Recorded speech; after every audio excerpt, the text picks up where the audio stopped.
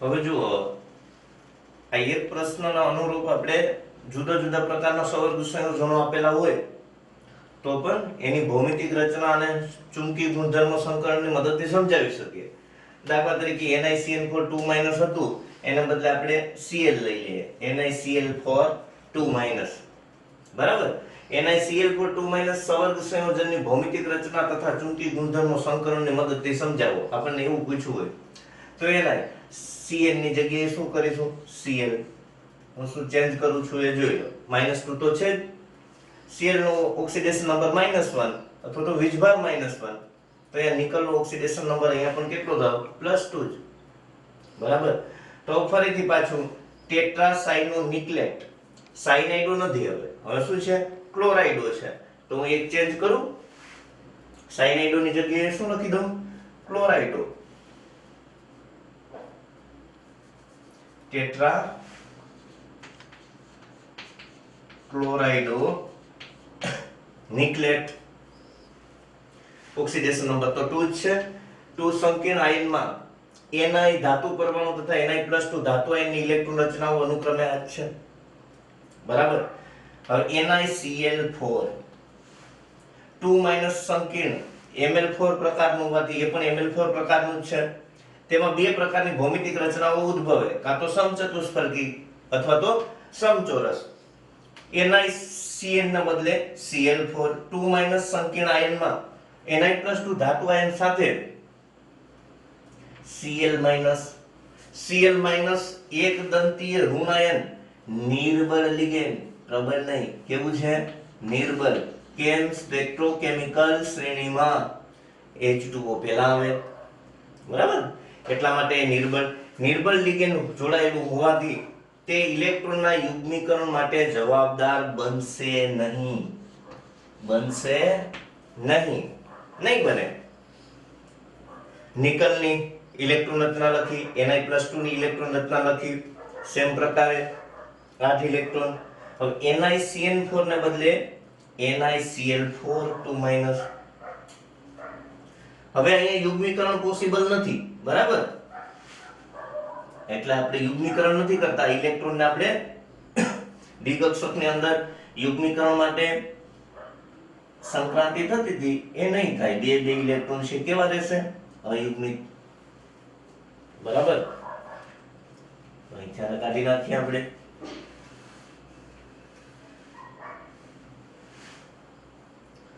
એક બે ત્રણ Cl ને બદલે Cl- અને Cl-3 અને આ ચોથો Cl- જે પોતાનું ઇલેક્ટ્રોન યુગ્મ Ni+2 ધાતુ આયનને પ્રદાન કરે. તો સંકલન બદલાઈ ગયું. જો કેવું થઈ ગયું? sp3 એક s કક્ષક અને 3 p કક્ષકો છે હવે સંકલનમાં ભાગ લે છે, મતલબ sp3 સંકલન છે અહીંયા બને છે. બરાબર. તો NiCl4 2- સંકીર્ણ આયનમાં Ni+2 ધાતુ આયનની એક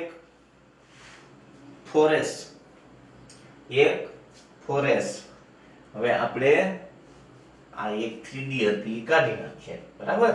એક 4s અને 3 4p, બે ને બદલે 3 4p કક્ષકો એકબીજા સાથે સંમિશ્રિત થઈ સમાન આકાર અને સમાન શક્તિ ધરાવતી તેટલી જ સંખ્યાની કક્ષકો ઉત્પન્ન થવાની ક્રિયાને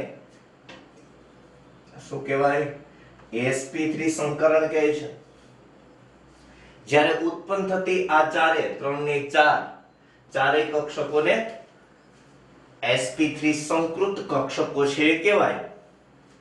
આમ NiCl4 2- સંકીર્ણ આયનમાં sp3 પ્રકારનું સંકરણ થતું હોવાથી તેની ભૌમિતિક રચના સમચતુષ્ફલકીય છે. સમચોરસ નહીં પણ સમચતુષ્ફલકીય.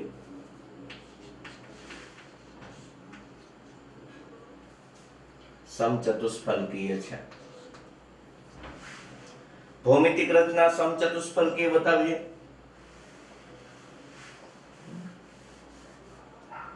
Ni ધાતુ આયન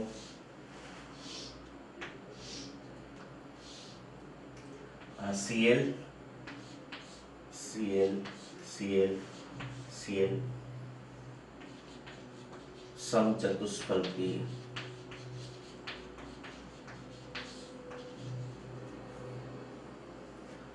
ચુંબકી ચાક માત્રા અહીંયા n નું મૂલ્ય અહીંયા જોવાની વાત છે આપણે 1 અને 2 અયુગ્મિત ઇલેક્ટ્રોન છે તો n બરાબર કેટલા થશે 2 બરાબર તો ન્યુ બરાબર અહીંયા n ની જગ્યાએ 2 મૂકીએ તો 4 દુ 8 8 નું વર્ગમૂળ 8 નું વર્ગમૂળ કાઢો તો શું થશે 2.73 બોર મેગ્નેટોન તો સૈદ્ધાંતિક ચુંબકીય ચાક માત્રાનું મૂલ્ય મળી ગયું n ની જગ્યાએ શું મૂકીએ છે 2 જે અયુગ્મિત ઇલેક્ટ્રોન હતા 2 યુગ્મીકરણ માટે જવાબદાર નથી બનતા એટલા માટે કારણ કે નિર્બળ લિગેન્ડ છે ચુંબકીય ગુણધર્મો તમને કીધું છે કે જો અયુગ્મિત ઇલેક્ટ્રોન હોય તો અનુચુંબકી તો હવે આ પ્રતિચુંબકી નહીં પણ કેવું બની જાય છે અનુચુંબકી ચુંબકી ગુણધર્મ અનુચુંબકી છે ખ્યાલ આવી ગયો ને વિદ્યાર્થી મિત્રો એક પ્રશ્નની તૈયારી હોય તો બીજો છે ઓટોમેટિક બની જાય કોઈ પણ સંકીર્ણ સંયોજન પૂછે સેમ પ્રકારનું લખાણ કરવાનું છે માઇનોર ચેન્જ કરવાના છે જે સંકીર્ણ સંયોજન આપે એ મુજબ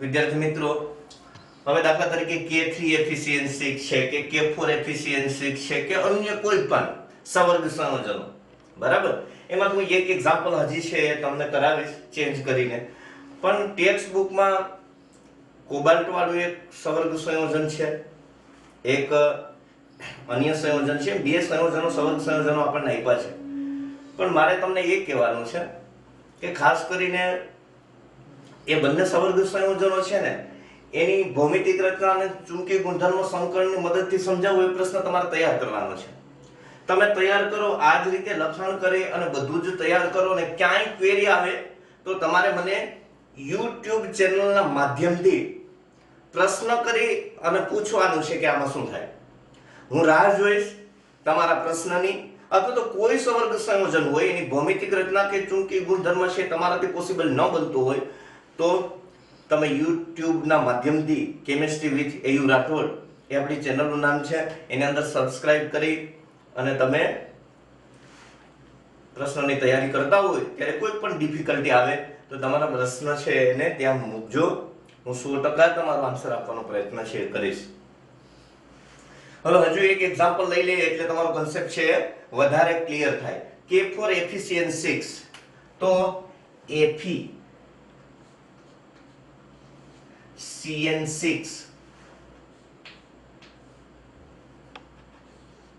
K4 લીધું તું એટલે 4K + 1 તો 4 - બરાબર આપણે ઋણ સવર્ગ સ્પીસીસ છે એના અનુસંધાનમાં કામ કરવાનું હોય તો એફિશિયન્સી 4 - સવર્ગ સંયોજનની ભૌમિતિક રચના તથા ચુંબકીય ગુણધર્મો સંકલનની મદદથી સમજાવો એવું આપણને કહ્યું હોય તો અહીંયા Ni ની જગ્યાએ ધાતુ તરીકે Fe + 6Cn- is equal to 4 - બરાબર ઉપર જે વીજભાર છે જેને મૂર્ધક પણ કહેવાય શું કહીએ મૂર્ધક બરાબર એ -4 છે અહીંયા Fe 6 × -1 is equal to -4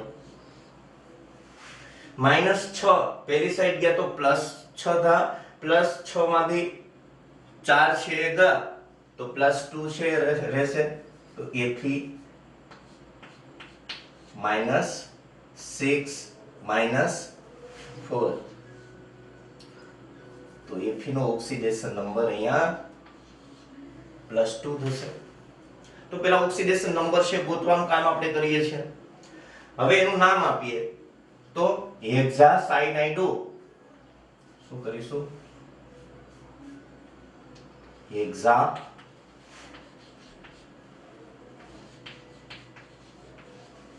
સાયનાઇડો ફેરેટ નિકલેટ ની જગ્યાએ ફેરેટ સવર્ગ સ્પીસીઝ ઋણ પ્રકારની છે એટલે એટ પ્રત્યય છે એ લાગે. ધાતુના નામ લેટિન ભાષામાં છે હેક્સાસાયનાઇડો ફેરેટ. ઓક્સિડેશન નંબર તો 2 છે એટલે 2. સંકીર્ણ આયનમાં Fe ધાતુ ધાતુ પરમાણુ તથા Fe+2 અહીંયા જોવાનું ઓક્સિડેશન નંબર કેટલો મળ્યો 2 એટલે Fe+2 અથવા તો 2+ એમ પણ લખીએ. ધાતુ આયનની ઇલેક્ટ્રોન રચનાઓ અનુક્રમે Fe કેટલા નંબરનું છે 26 નંબરનું પરમાણુ ક્રમાંક 26 છે. તો આર્ગોન 18 18 ને 2 20 અને 6 26. Fe+2 ની ઇલેક્ટ્રોન રચના શું થઈ જશે આર્ગોન 18 3d 2 ઇલેક્ટ્રોન જતા રહ્યા એટલે 3d6.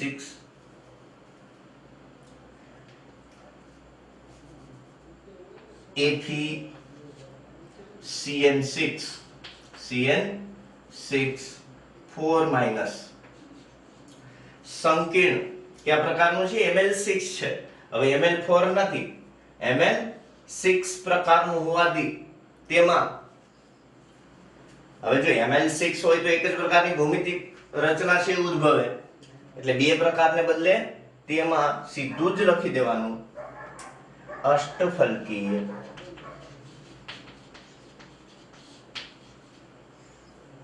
ભૌમિતિક રચના ઓ નહીં પણ ભૌમિતિક રચના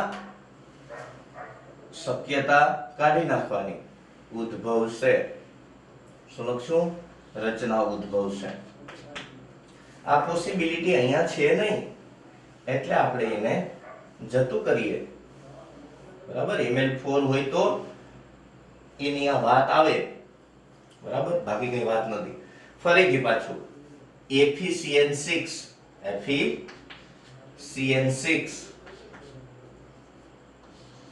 4- સંકીર્ણ આયનમાં Fe+2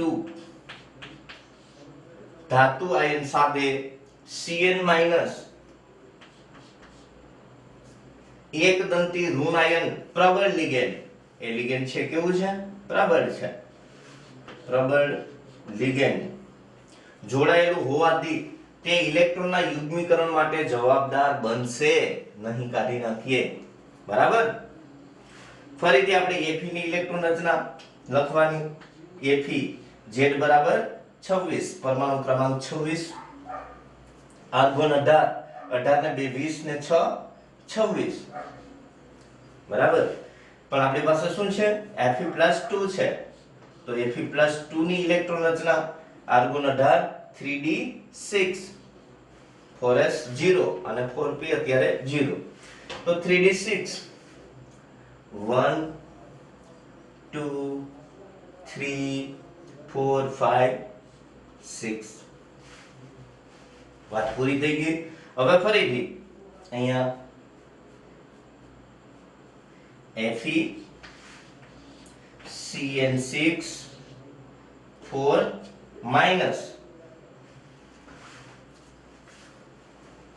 કેવું લિગેન્ડ હતું Cn પ્રબળ લિગેન્ડ તો ઇલેક્ટ્રોનના યુગ્મીકરણ માટે જવાબદાર બને. તો હવે આપણી પાસે આવી રીતના હતા બરાબર. આ એક ઇલેક્ટ્રોન છે અહીંયા આવ્યો અહીંયા વાત પતી ગઈ. આ ઇલેક્ટ્રોન છે આનું યુગ્મીકરણ કરે ભાઈ તો આને આપણે કાઢી દઈએ.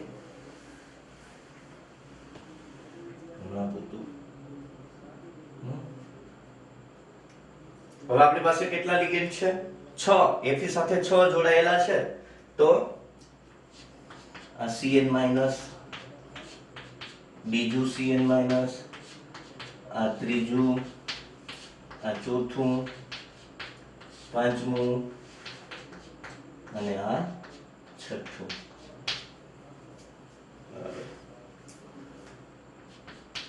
આ ઇલેક્ટ્રોન યુગ્મ જે Cn- લિગેન્ડ સંક્રાંતિ તત્વના ધાતુ આયન Fe+2 ને પ્રદાન કરે છે. એમની બે વચ્ચે સવર્ગ સહસંયોજક બંધ છે સિગ્મા પ્રકારનો. 3d ઓર્બિટલ બે વપરાણી એટલે d2 એક s અને 3p એટલે સંકરણ કયું થયું d2 sp3 હંમેશા 3D ઓર્બિટલ છે એનો ઉપયોગ થતો હોય ને ત્યારે આંતરકક્ષકીય સંકીર્ણ છે કહેવાય, અને જો 4D નો યુઝ થતો હોય ને તો એ બાહ્ય કક્ષકીય સંકીર્ણ છે. આ આંતરકક્ષકીય સંકીર્ણ છે. જો 4D નો ઉપયોગ થતો હોય તો એ બાહ્ય કક્ષકીય સંકીર્ણ તરીકે ઓળખાય. તો D2sp3 પ્રકારનું સંકરણ છે અહીંયા શક્ય બને છે. D2sp3 સંકરણ ફરીથી આપણે વ્યાખ્યા આપવાની.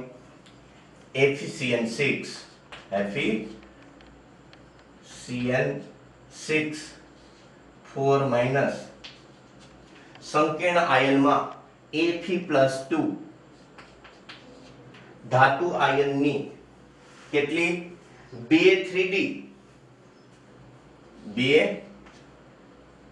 3D એક 4s અને 3 4p કક્ષકો એકાબીજા સાથે સંમિશ્રિત થઈ સમાન આકાર અને સમાન શક્તિ ધરાવતી તેટલી જ સંખ્યાની કક્ષકો ઉત્પન્ન થવાની ક્રિયાને D2sp3 સંકરણ કહે છે. જ્યારે ઉત્પન્ન થતી આ 3 ને 4 ને 2 6 એટલે આ 6 કક્ષકોને સંકૃત કક્ષકો કહે છે, અથવા તો 6 કક્ષકોને D2sp3 સંકૃત કક્ષકો કહે છે. આમ FeCN6 4 સંકીર્ણ આયનમાં D2sp3 પ્રકારનું સંકરણ થતું હોવાથી તેની ભૌમિતિક રચના અષ્ટફલકીય છે. હવે શું લખશું? અષ્ટફલકીય છે.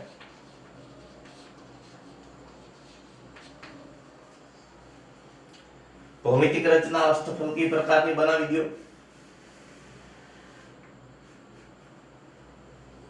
આ Fe અષ્ટફલકીય રચના બનાવો ત્યારે આમ બે ઊભા લીટા અને આવી રીતના બે આ બાજુએ અને બે આ બાજુએ. ઓકે, અષ્ટફલકીય રચના થઈ જાય. આ CN CN CN CN CN CN. હવે આને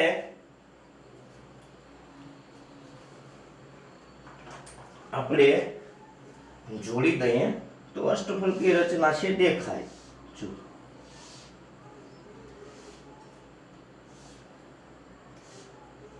ના જોડીએ તોય ચાલે.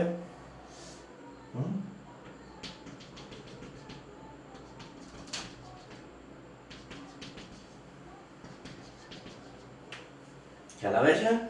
અહીંયા ભૂલાય નહીં. 4 ખ્યાલ આવે છે ને? હવે ચુંબકીય ચાક માત્રા જોવાનું અયુગ્મિત ઇલેક્ટ્રોન છે ના નથી તો n બરાબર 0. તો ચુંબકીય ચાક માત્રાનું મૂલ્ય 0.0 બોર મેગ્નેટ્રોન. ચુંબકીય ગુણધર્મ અયુગ્મિત ઇલેક્ટ્રોન નથી, બધા જ ઇલેક્ટ્રોન કેવા છે? યુગ્મિત છે. એટલે બધા ઇલેક્ટ્રોન યુગ્મિત હોય તો અનુચુંબકી, માટે ચુંબકીય ગુણધર્મ કેવો રહેશે? અનુચુંબકી. હવે તમારે એવી જ રીતના પ્રયત્ન કરી અને તમને કીધું એ પ્રમાણે કામ કરવાનું છે બાકીનું, અને મને ફીડબેક આપવાનો છે. બરાબર? તમને મુશ્કેલી હોય તો કહેવાનું છે.